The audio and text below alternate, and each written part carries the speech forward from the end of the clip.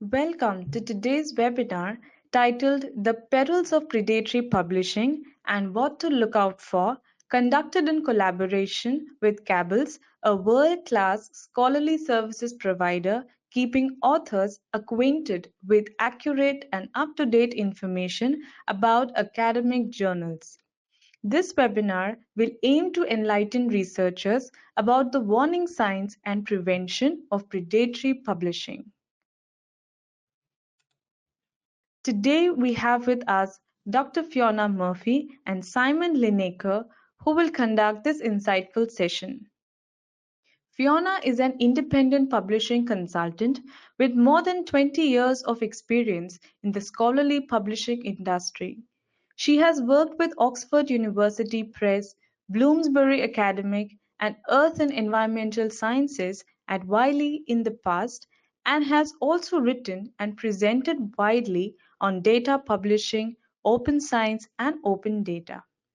In today's session, Fiona will give us an overview of predatory publishing and share the best practices to identify the predatory publishers and journals and how to deal with them effectively.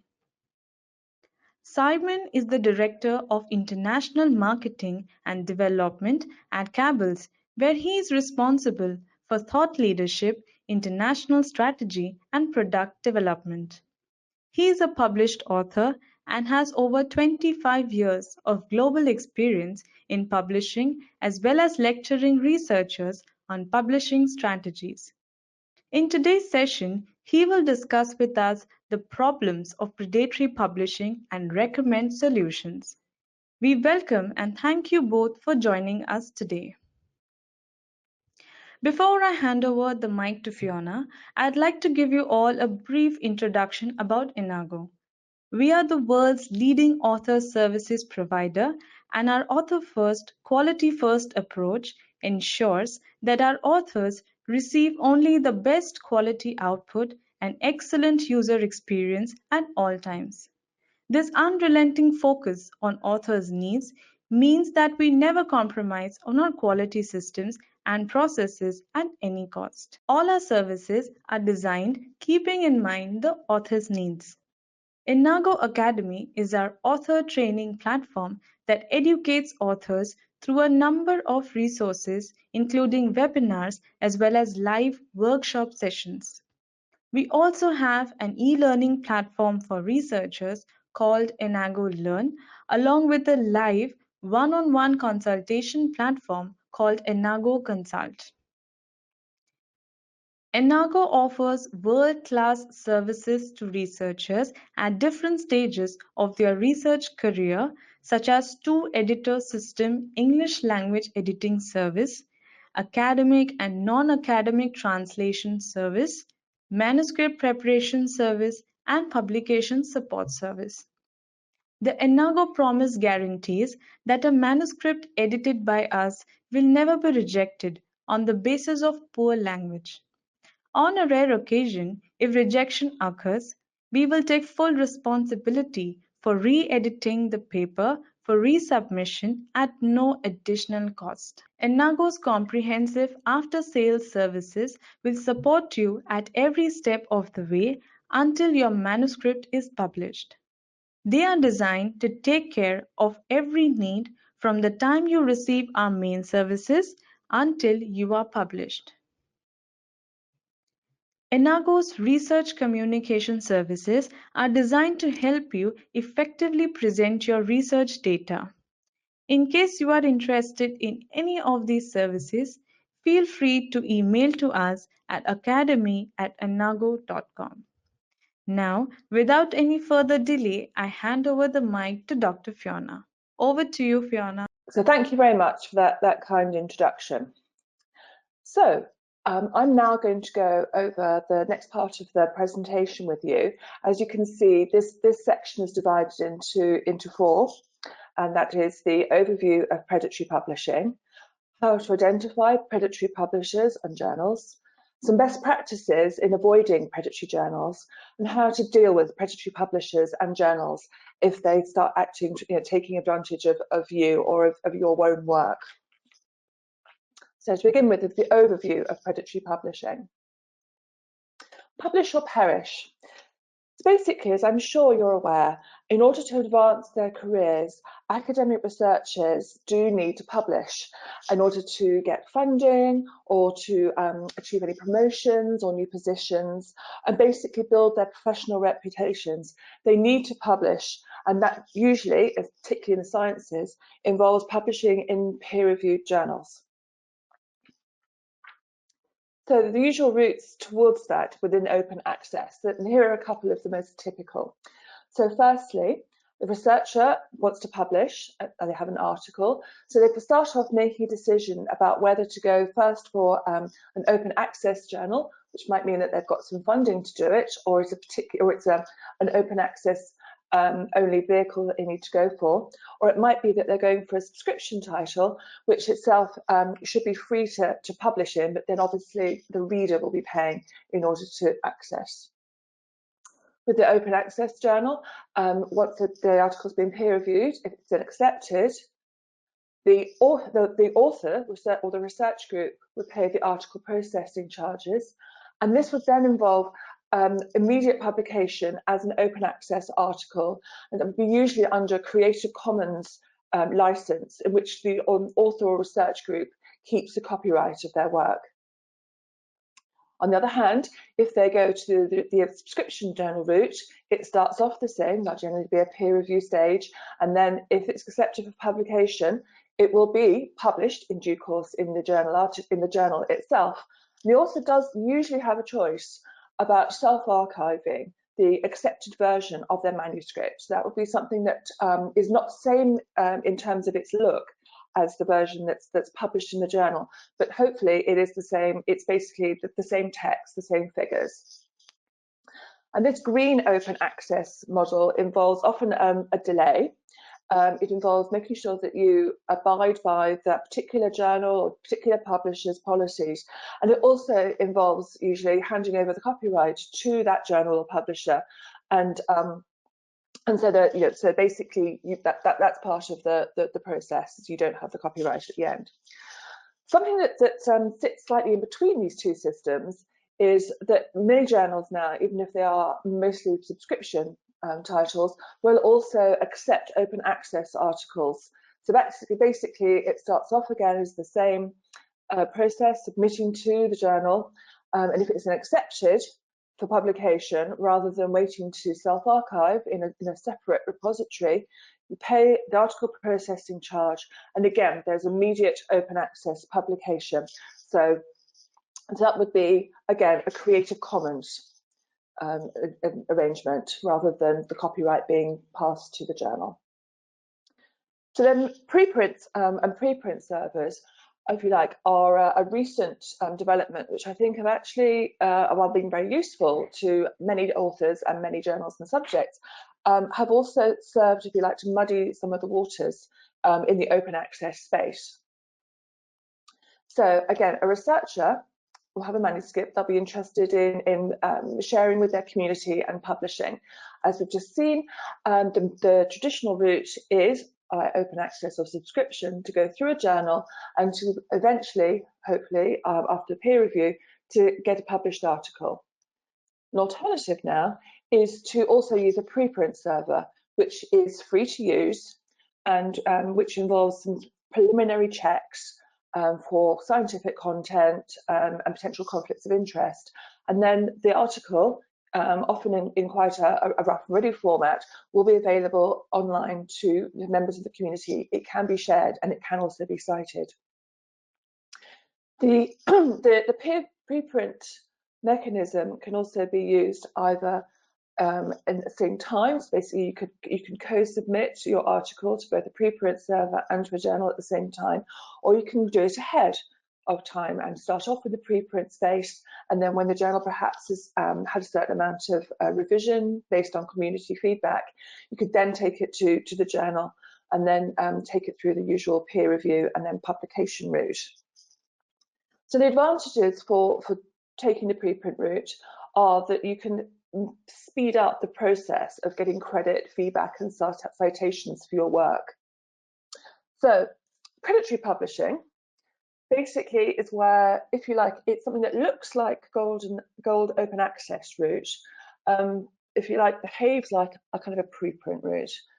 So the researcher wants to publish, and they submit their journal to a predatory publisher that they're not aware of, and they pay them. And this will often happen, if you like, at a much earlier point in the process. I have to say that's not uniformly the case. There are reputable publishers who operate a pay to submit workflow. But again, it should be really clear to you if that's what you're agreeing to.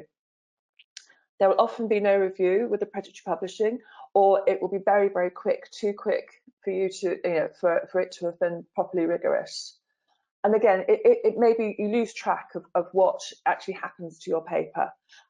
It may be published, it may not be published. Generally, once they've got your money, they're not very interested in what happens. So it's a really disappointing process for an experience for anybody who wants to get their work out there and wants to be able to build their career on contributing to the scientific canon. So here's a very good definition of predatory publishing, and you can see it's come from the Cope Council. That's the Committee on Publishing Ethics, which is an international group made up of publishers and publishing related providers. And as you see, it's to do with the systematic for-profit publication of content that's supposedly scholarly, but is basically, it's some kind of fraudulent purpose or process or lack of quality assurance, which, if you like, then makes it something that you can't trust, you can't build further scientific findings on. I think what's really important here as well is it's not just to do with journal articles. This can also apply to conference proceedings, books, and in fact anything that could be a publishing, a scholarly artifact. It could be software, for instance, as well, or data, anything that can be added. And this then means that there are, if you like, there are things that we can look out for. And there's some telltale signs for predatory publishers. For instance, the charging structure is often not clear, it's not transparent, you don't know exactly what you're paying for or when you're going to pay it. The peer review system might be something that's guaranteed. It could be that you will be guaranteed to be accepted, and that simply isn't ethical. It may be that it's guaranteed to just take a couple of days. It could be that there's also no scholarly societies, no reputable publishers, publishing names or publishing houses associated with the journal, and that would also give you some alarm bells. It could also be that you've been sent a lot of unsolicited emails. They could have spammed you, as it were, in terms of volume of emails. It could be that there's information on the website which looks inaccurate. It could be that the journal in question looks very like an established quality journal in the field, with a perhaps slight name change, or even it could even have material lifted from that website to fool you into thinking that it's a different publication. So, not surprisingly, given that it's a problem that we're recognising, this is also a problem on the rise. And you can see here's a graph showing some recent figures about the number of publications in predatory or fake journals by country as per 2017. I think what's interesting is, for instance, you can see that the USA and China both have quite a high number, almost exactly the same number of articles. And you can see that that's related to the fact that they are very high research output countries. So I think actually what's in fact the most worrying is the countries that come in ahead of them, India, Nigeria and Turkey, because these articles, if you like, represent a higher proportion of the scientific output for those countries. And therefore it seems that there's the researchers from those countries are somehow being lured to use the predatory journals. Perhaps they're not as aware of the problems. Maybe they're not maybe not given as much information as what to spot in order to in order to avoid them. But I think it's really important to make sure that these areas, people in these countries, absolutely have as much support information as possible to prevent this. So as you can see, the repercussions are really serious. I think if at baseline, scientific integrity, if you like, trust in science and in scholarship is damaged by this. We're also possibly going to lose access to particular articles or information because they're not in the right bibliographic databases, they're not indexed properly. It might be that they are initially published and then the predatory journal, if you like, goes out of business and everything gets taken down again. It's not properly archived. And also authors' reputations can be damaged by association, even if they've been acted in good faith. And as well as having a difficulty, if you like, in dealing with a reputational issue, it could be that you would become more of a target in the future with the predatory journals. They might see you as potentially someone to target for future business. So I think it's very important to have some tips to understand how to identify these predatory entities. There are several types, which makes it perhaps easier to understand and think about what it is that you're looking out for. If you like, there's the fisher. So that's where there are, if you like, there are large fees that perhaps are larger than usual, or not transparent in how they're compiled. They might be requested or demanded very early on in the process. There might be that they'll be saying, "Oh, we'll stop the review or publication of your article unless you give us this fee." This could be even before you've signed anything, or are clear on what the process is. So the imposter, again, as we've said, there can be instances where the journal is pretending or trying to be associated with either a well-known publisher or as a well-known journal. And it could often be there's a slightly different name. It could be that advances in has been added to it, or it could have reports added to the end, or it could be where before it was the journal of something, it could now be the international journal of something. So again, it's really important to be really clear what journals are important in your field and make sure that you check that you are actually dealing with them. The Trojan horse, journals with fake websites. I mean, these could be, if you like, an empty shell with content in it which has been taken from somewhere else. Often that will then have a very uneven look, and actually, if you investigate it fully, it's going to start looking suspicious. And the unicorn, legitimate journals with poor services, and these, if you like, can be the hardest to spot because the publishing houses in question are often themselves acting in good faith and perhaps not aware of the fact that they are providing a poor service in terms of ethical violations. So it could be that they're cutting costs and not archiving properly. But again, it's important to try and, if you like, take care of your scientific work and ensure that it goes to the best home possible. So some warning signs to succeed. So they could include the fact that the journal's title and scope could be so wide-ranging or so strange, if you like, as to ring an alarm bell. Impact factors or other metrics might look improbable, or perhaps cannot be verified by any other way. It could be that it sends through a lot of emails. It could be that it sends you like a single email asking you to be a reviewer, an author, and a member of the editorial board. Sometimes you can tell because the emails themselves are so flattering. They're so very polite, sort of obsequious that it's clear they're trying to get something from you. It could be that the websites are badly spelled, or the editorial boards don't seem to be very well known, or generally there isn't enough clear information on the site that enables you to be clear about what sort of entity you're dealing with.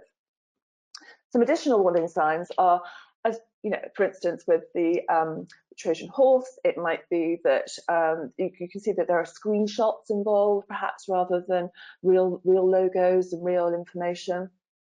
It could be that, say, if it targets the authors, not the readers. There's a sense that it's the money rather than the content, the product that's important. Again, it could be that there's no real policies around data or when, you know, what will constitute violations in terms of authorship, or what, you know, what grounds journal articles are rejected by. So sometimes it's difficult because, if you like, we're looking for things that aren't there, as well as things that are there that are wrong. So again, it is just really important, as we know, and we'll be showing you some of the checklists and things that you can actually look at and think about when you're going for your publication decisions. So here is an example of a predatory journal. I think it's been very well chosen, actually, because it does at first instance, first glance, look pretty reputable. I think the only alarm bell that rings on this front page is the fact that it's called Academic Research in Science, Engineering, Art and Management, which is most things. So I think the fact that that's not in and of itself a problem. We could say that the journal Nature is very wide-ranging, but you would need some other backups, some other information that would make you feel more comfortable in order to submit to this journal. And the explanation about the journal scope is not going to be helping you there, because as you can see, there are a number of grammatical errors on the journal's description. And there's also the managing and publishing editor isn't named and has a mobile number, and it's not particularly, it's basically that it feels like the journal is kind of operating on its own, but you can't really see how it's related to the publishing house either. And again, none of these points are if you like, a deal breaker in and of themselves, but they're building up a picture of unreliability. And as you see, you click through one of the links on the article page, on the journal page, and there's a page can't be found. There's a page error, and again, a reputable publisher, that would be very, very unusual. And the same, you look at the lists and the list of journal titles. In fact, this is a slightly confusing page altogether, because it looks like it's something to do with the editorial board, but it's coming up with the actual journal titles. And what's more, the journal titles are incredibly uniform.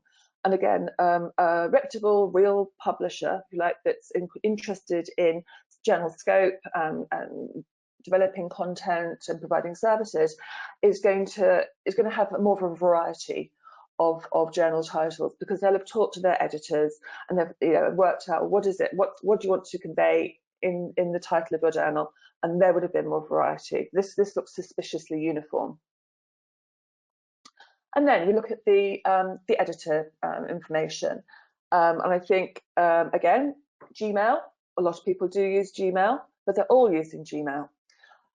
There's also I think some issues with the descriptions of the editors and the editor and the chief editor. And again, in and of themselves, the PhD with a certain number of years of experience is fine, but you would also expect to see more evidence of, for instance, service, particularly from the chief editor, potentially awards, or perhaps a list of their publications. It's more, and perhaps just a clickable through where you can see what has this person published themselves, what's their contribution been to the field that we want to interact with here. So again, this is not feeling comfortable, or is not feeling trustworthy.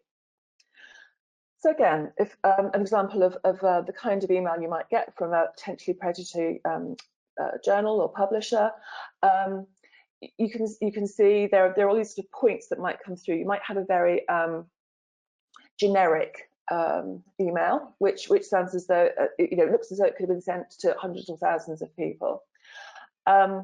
It could also be a mismatch between where you can see that the email comes from and where it says it comes from and who it says it comes from. It could be, as we say, overly flattering. It could have key mistakes that you'll know because you're an expert in your subject area and the kinds of publication outlets and indexes and things that are important to you and your peers. And also, see at the end, the editor-in-chief has just given us a name, and there isn't sufficient evidence or backup about why they are the editor and who is supporting them, because you need more than one person to run a journal if you're going to do more than collect the money. So, how to avoid them? Really important. Confirmed membership. So these are some of the organisations which vet their members. So you can check on their sites who their members are and be confident that these entities actually exist and are what they say they are, because they have reached a certain standard and they have, if you like, policies around sustaining content into the long term, of reviewing, of taking down things that have been plagiarized, that kind of thing. So if you can see membership of one of these entities on the journal site, that's good. But then go back to the DOAJ or OASPA or COPE or STM and check their membership list. It's also completely fine to contact STM, DOAJ, OASPA directly if you want to, and to check, because that's one of the reasons that these entities exist, if you like, is to give you that option to make that check.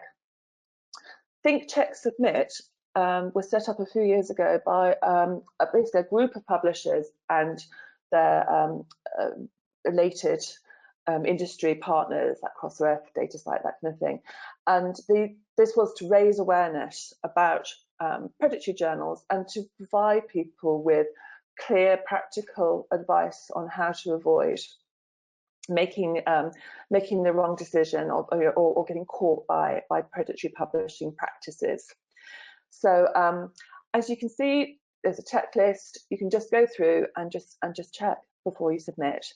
And I think hopefully this will also enable you to trust new products in a way that you may feel uncomfortable about doing otherwise. Because if they've joined, if the organisations, if they fit, if they know about Think, Check, Submit and they comply with it, then these things are going to provide you with some confidence that they are genuine. So dealing with the predatory publishers and journals, be cautious. Don't sign anything or send payment if you're unsure. And if you have access to legal advice at your university or place of work, then that's also a place to go to. I have to say, I think this is really good advice just in general for life. I think if you are able to take a deep breath and check your feelings, are you happy with what you're being asked to do? Also, if you're appointed as a reviewer, this can happen in one of these oversolicitous emails. People can feel very caught up and as though they are obliged to act, to respond, but you're not. If you didn't volunteer, you're not obliged. You can take action to contact the publisher and get taken off their lists. You can then put them, in your own spam folder. And you can also, as we said before, get legal advice if you feel the need to. I mean, this can be, it can be necessary if things perhaps escalate. If your name is put onto a predatory journal, perhaps as one of the Trojan horse type entities where information has been lifted from one site, one journal, and used to make up another. Then you want to have a trail. You want to have proof that you've requested for it to be taken off, even if it doesn't happen immediately. You want something that you can point to, because you do want to make it clear. You don't want your own reputation to suffer as a result. It could be, for instance, that you look like you have a conflict of interest because you're apparently onto editorial boards one of which is a competitor and a predatory one at that to the other. So it's very important to have that backup proof, and again, to get advice if you can. And again, so I think that if you take all this advice, if you act cautiously, and don't feel worried about contacting publishers, journals, the DOAJ, anyone that you need to, then you should be fine, I think. So I will now pass you on to my colleague. So what I'm going to talk to you about quickly is what Cabell's does and how it provides some solutions for the problems of predatory publishing, and some specific issues that impact on Chinese scholars, a little bit about open access, and some suggestions around a support framework that Cabell's has developed to help scholars around the world to deal with predatory publishing. So a little bit about Cabell's on the next slide. Okay, so as I mentioned, we are based in Texas in the United States. We have two main products. Firstly, we have a journals whitelist, which is a database of over 11,000 peer-reviewed journals. So this is there to help authors to choose the right journal based on the information that we provide. So we provide data on each journal. So for example, we include what the acceptance rate is of the journal and what the time is from submission to publication. We also have the journals blacklist, which we launched in 2017, and just recently that went over the 13,000 journal mark. And these are all predatory, deceptive, or questionable journals that Fiona's been talking about. And we identify those using over 70 individual criteria with which to judge whether a journal is predatory or not. So on to the next slide. So I think taking a wider view of predatory publishing, it causes authors and researchers in general several problems. Trust is eroded in regular, legitimate publishers, as we've seen. Some some predatory publishers are very good at copying what genuine scholarly publishers do, and you're left with the question about, well, who actually is legitimate or not. This provides problems with authors, particularly if they're being pushed through a system where it's often called publish or perish. We saw at the start the cartoon there. If you're being pushed to publish, so sometimes you feel that you have to publish and you don't make the checks that perhaps you could have done to ensure that you're publishing in a reputable journal. If you do, or if an academic does publish in a predatory journal, that has a knock-on effect, for example, for the institutions who employ that particular author, also for any funders who've given money to the author to fund their research and ultimately end up paying for the research to be published. And this problem isn't just limited to journals, it's also spread now to, for example, a major issue that's starting to really develop, which is the fake conferences or predatory conferences, which again seem legitimate, but basically they're taking advantage of the money that academics have to travel and deliver papers to put on a conference that actually has no worth or benefit whatsoever. So next slide. Now specifically, what we're seeing is that there are increasing problems for Chinese scholars in particular.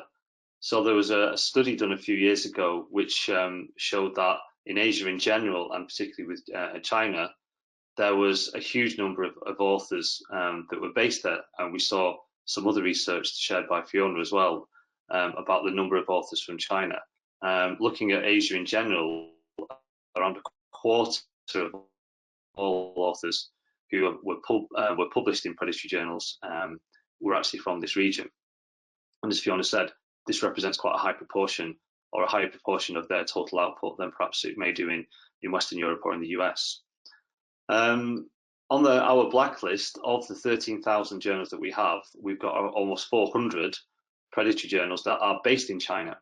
And these are the journals that are verifiable because they're in English. To be perfectly honest, nobody knows how many Chinese language journals may be based in China.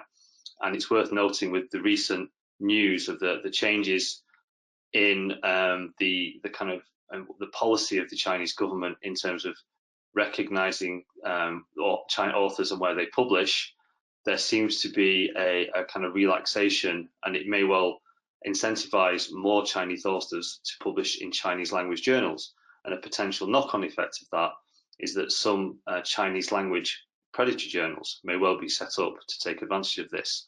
So that's something that everyone should be careful of. It's worth reminding that any article that's published in a predatory journal, even if the science is sound, it hasn't been peer reviewed, and it sits alongside other journals that may well have unsound science. And often this is taken advantage of by journalists, etc., who kind of, to highlight the problem, they'll submit articles that make no sense whatsoever, and they get published straight away. So anything that is published in a predatory journal is tainted, and it's not, even if the actual science is good in an individual article, most of the articles surrounding it will not be, or they'll be very simplistic and nowhere near the standard that you would expect in a regular journal. Next slide. So as Fiona said, open access isn't, it's not really part of the problem at all. It's simply something that developed out of journal articles going online in the 1990s, and predatory publishers have taken advantage of that and taken advantage of the fact that authors are now used to paying to publish their articles, and they will take advantage of it, and this will lead to, this has led to the big problem that we've seen in predatory publishing. But it's not true that open access journals are poor quality, and I know this is often a widely held belief that somehow open access journals are not good quality. Some of the very, very highest quality articles and journals are open access, and there are some very low quality journals and articles that are subscription access that you have to pay to read.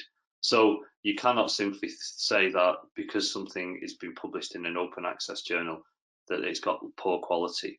For reputable journals, then actually there is very little difference, if any, in quality, or depending on whether it's open access or not. So you always need to check the quality indicators of any journal before you submit. Next slide. So predatory journals, they present certain unique challenges, and whilst there is information out there that will purport and will try to help scholars, what we found at Cabell's, and this is the reason why we created the blacklist, is that it's very difficult to actually get a verified source, verified information about whether a journal is predatory or not. So this is why we created the whitelist and the blacklist, in order to provide that verified information. However, more widely, we would recommend some detailed steps to go through in order to actually properly check and make sure that the journal that you're submitting your article to is a legitimate journal and the best journal for your research. And this really involves what we call a negative step, and then 4 positive steps, which on the next slide, I'll show you a graphic. Oh, there we go. So this is what we've called the 4-factor framework. So firstly, we would recommend you take a negative step, and by negative, we mean you take a step back and you look at the journal that you're thinking of submitting to and check, is this journal legitimate? And you can then use all of the information that Fiona provided to make sure that this journal is legitimate and is not a predatory journal. Obviously, at Cabell's, we would also recommend that you look at the Cabell's blacklist, but there are unfortunately still many predatory journals that we've not been able to look at yet. And using all of the information we've seen before, you should be able to make the necessary checks to understand whether a journal is predatory or not. If you've decided then, once you've done that yes, this journal is legitimate, then we would recommend these 4 other factors that we call the kind of positive steps, just to ensure that it's the right journal for you. So is it a strategic choice that you're making? In other words, will it benefit your career? Does it give you the benefits in terms of high numbers of downloads or good scores? Is it the right kind of community you want to be involved in? All of these will benefit you in terms of your kind of strategic career choices. Is it the right environment for you in terms of, does it have, will it achieve the kind of research impact that you're looking for? Will it be widely disseminated in the author communities that you want to influence? There's also political factors. So, for example, if you're based in China, then you'll make sure that the journal is on the right journal list for you, and that the journal is aligned to your university's desired kind of journal that they want you to publish in. And finally, there's also cultural instances. Is the journal in the right language for you? Is it, for example, English language or Chinese language? Is it properly peer reviewed? Is it the type of research, for example, quantitative or qualitative? All of those are kind of what we might call cultural factors. So what Cabell firmly believe that if you take these necessary steps to when you submit your article, and basically use your skills as a researcher to research the journals and research the environment around that journal, then you will arrive at the best decision for your research and you'll publish effectively. Next slide. So finally, there's a couple of other solutions that hopefully will give people some hope with regard to this problem of predatory publishing. Increasingly, there are legal maneuvers which are making sure that these predatory publishers are held to account.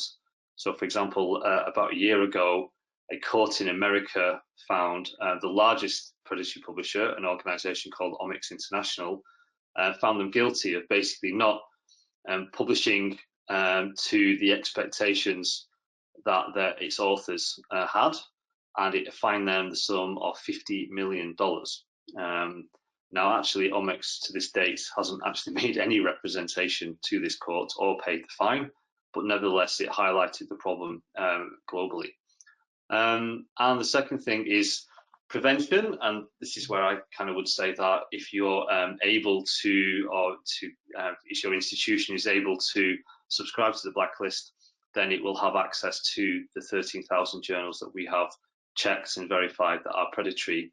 And obviously, by checking those, then and taking other preventative measures, then hopefully this will minimize the future impacts that predatory journals have. Well, with this, we'll conclude our session today. Thank you, Fiona and Simon, for conducting an insightful session. Our attendees have indeed gained a lot of critical information. Thank you.